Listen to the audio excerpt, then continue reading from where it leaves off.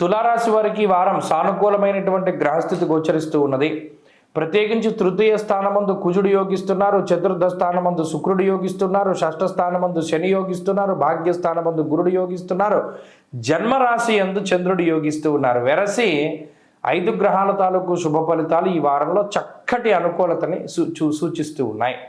ప్రత్యేకించి గురుబలం ఆర్థిక పరిపుష్టిని కలగజేస్తూ, ఆరోగ్యాన్ని ప్రసాదిస్తూ, ఐశ్వర్యాన్ని అదృష్టాన్ని ఆయన ప్రసాదిస్తూ ముందుకు తీసుకెళ్తున్నాడు. మానసికమైనటువంటి పరిపక్వతకి కారణమవుతాడు. ఏదైనా ఒక చిన్న నెగిటివ్ పాయింట్ వచ్చిందనుకోండి, దాన్ని పట్టుకుని ఇదవ్వకుండా ధైర్యంగా ముందడుగు వేసేటువంటి స్థితికి కారణమవుతాడు. ఇందులో కుజుడు కూడా అటువంటి పాత్రను పోషిస్తున్నారు. మీకు ఆర్థిక ప్రగతిని ఇస్తూ మనో దౌర్బల్యాన్ని, మానసికమైనటువంటి వ్యధని దూరం చేస్తూ కుజుడు చక్కగా మీకు ఫలితాలను ఇస్తున్నారు.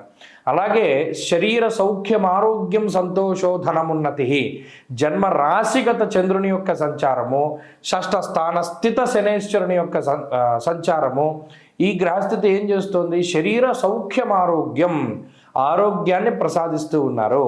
అలాగే పంక్తి భోజనాలు చేయడానికి, అంటే బంధువుల ఇళ్లలోనో లేదా మీరే బంధువులను పిలిచి ఏదైనా బంతి భోజనాలు అంటారు చూసారా, అలా ఆ బంతి భోజనాలు చేయడానికి అవకాశాన్ని కల్పిస్తుంది ఈ గ్రహస్థితి.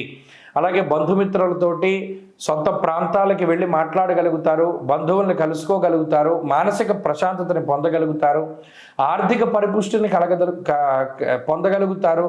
అలాగే ఆరోగ్యపరమైనటువంటి విషయాలు బాగున్నాయి. ముఖ్యంగా బంధువులతోటి చాలా కాలంగా శత్రువులుగా ఉన్నటువంటి వారు మిత్రులుగా మారుతూ ఉంటారు.